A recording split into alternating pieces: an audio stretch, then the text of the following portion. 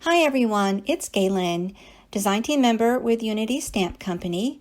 Today I have a narrow shaped card for you, and the focal point is a very large oversized floral stamp that I'm going to watercolor, and that is going to be the focus of the card with a narrow card base. So for the stamping, I have Unity Stamp Company kit. One is called Hug, and it has the big flower in it. And the other one is My Condolences, and that is where I have this sympathy sentiment. It also has a big floral in that one, and that one also. So I have heat embossing in gold embossing powder by Ranger, and I'm using Prima Marketing watercolor. I'm using Ranger watercolor paper and watercolor brushes. I have an original Misty I'm going to use for stamp positioning, and I trimmed a sturdy card base, and to make that card base narrow like that, I cut it at 11 inches by 3 inches, and I scored it at 5.5 inches. And so my intent was more to have a flower holder, if you will, which is a narrow card base, and that's an envelope in the background to give me an idea of how I want to place that flower. So for the card base, after it was cut and scored, I got that ready to stamp on, and then for the flower, I stamped and heat embossed on watercolor paper, just the flower portion. I stamped and heat embossed on the card base with gold embossing powder and Versamark ink, and I'm doing the same thing for the flower, but on watercolor paper.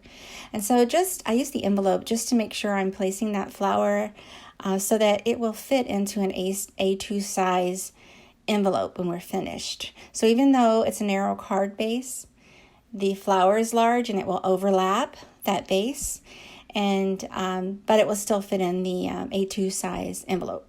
And so I heat emboss that card base directly onto that card base. It is a 110-pound cardstock by Nina, so it's sturdy. And so I used the heat tool to make that nice and shiny and embossed, and I did the same for the flower. I heat set that on watercolor paper, and so that gives you an idea, the envelope versus the card base, how big it is.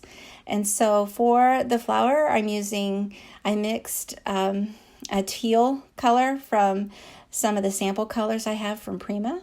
And so I start by adding the dark color towards the middle of the petals. And this is sort of an emboss resist technique because it is heat embossed on the outside, and it keeps a lot of that watercolor right in within those lines of the embossing. It's nice. But I go through and I add even more darker colors towards that middle part of each petal. And then if you add water to the outer portion, it blends just naturally out lighter towards the end of the petals and stays darker on the inside of the petals.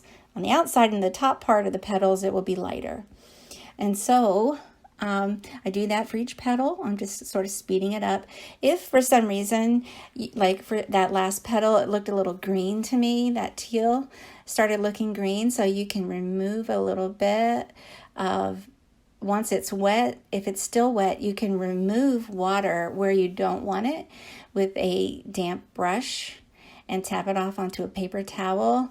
And I like to do that at the top ends of the petals to make it look a little bit lighter towards the outside. So if you have your watercolor still wet, you can remove it with a damp brush and then putting that on a paper towel. So now I heat set that first layer, and I wanted it to be a little darker again towards the creases and the inner creases of that flower. And so I added one more layer and heat set that, and then I fussy cut the flower. That's just cutting out the flower.